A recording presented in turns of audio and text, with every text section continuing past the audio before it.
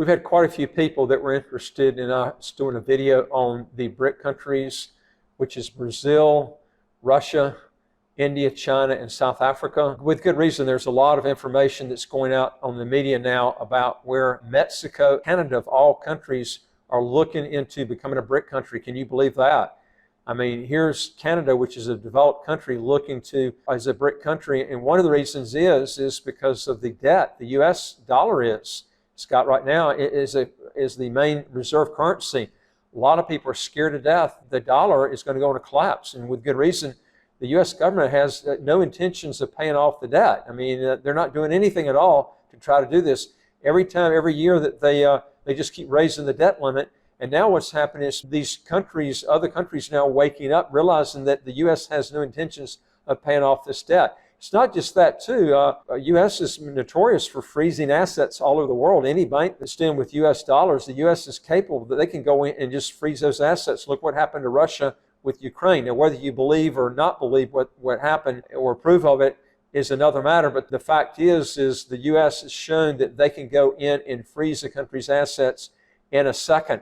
Russia was a good example of it, but what's going to happen is now China's waking up because they see what happened with Russia. They're wanting to invade Taiwan. If they do it, I can tell you, it's almost 100%.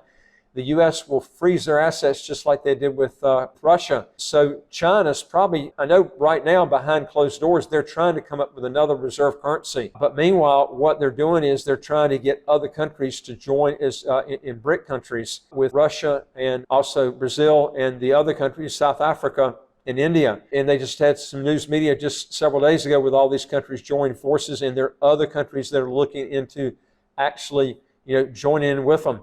Now, one of the reasons this is going on is the debt so big. I mean, right now, the biggest debt holders now are Japan with just over $1 trillion US.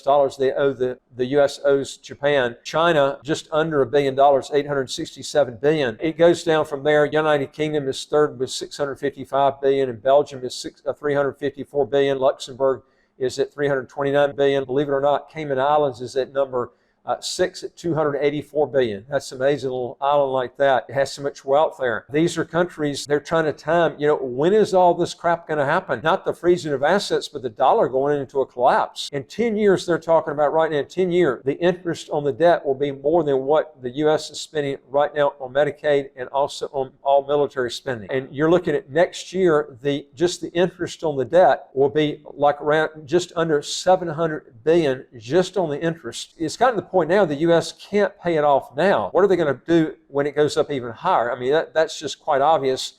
It's not going to get paid off.